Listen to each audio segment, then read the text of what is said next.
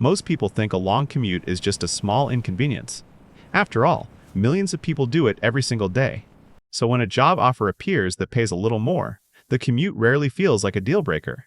In fact, it often feels like a perfectly reasonable trade. Imagine someone named Alex. Alex receives a job offer that pays $8,000 more per year. The only downside is the commute. Instead of 15 minutes, the new job is about an hour away. But an extra hour doesn't feel that dramatic at first. It's just a podcast in the morning and some music on the way home. The salary increase seems worth it. More money usually means a better life. So Alex accepts the job. And the longer commute quietly becomes part of everyday life. The first week feels manageable. The second week feels normal. But something strange is happening in the background. Something most people never calculate. Because that one extra hour of commuting each day is not just time. It slowly begins to affect almost everything else. At first, the cost is invisible. But over time, the numbers begin to add up. And the surprising part is this. The biggest cost of a long commute is usually not the fuel. Because the real price of commuting is paid somewhere else. In time, energy, freedom, and sometimes even health. And the moment you actually calculate it, the commute begins to look very different.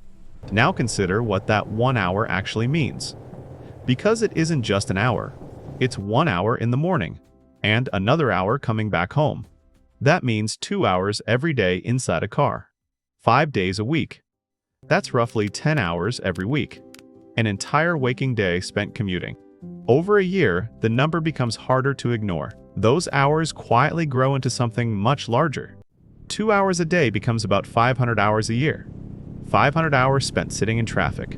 That's more than 12 full work weeks. Every single year. But time is only the first cost. The second cost is energy. Driving in traffic requires constant attention. Your brain never fully rests. And when Alex finally arrives at work each morning, some of that energy has already been spent. But the commute doesn't end there, because the same trip happens again in the evening. And after a full workday, the drive home feels longer. Traffic is heavier. By the time Alex finally gets home, the day already feels finished. But the hidden costs still continue, because commuting also changes how money works. Fuel, maintenance, parking, and small daily spending. These costs slowly eat into that higher salary. So the extra money from the new job begins to shrink. And the time spent earning it continues to grow. And that leads to the question most people never ask. What does this decision look like 5 years later? Now extend the timeline a little further. Not 1 year, but 5. Those 500 commuting hours each year begin to multiply. 5 years quietly becomes 2,500 hours. That's more than 100 full days of life, spent inside a car. Days that could have been used differently. Days that slowly disappeared without being noticed. And this is where the hidden cost becomes clear. Because time is the only resource you never earn back. Those lost hours could have been spent somewhere else. Learning a skill, building a side income, improving health, spending time with family, or simply resting. Instead, those hours slowly turn into miles and traffic. This is why the cost of a commute is rarely obvious at the beginning. The loss is slow.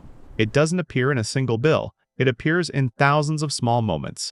And this is why 2 jobs with different commutes are not really the same job, even if the salary looks higher. Because once you subtract the time and the energy, that higher salary may not actually be higher. It may simply be farther away. And this is the part many people realize too late.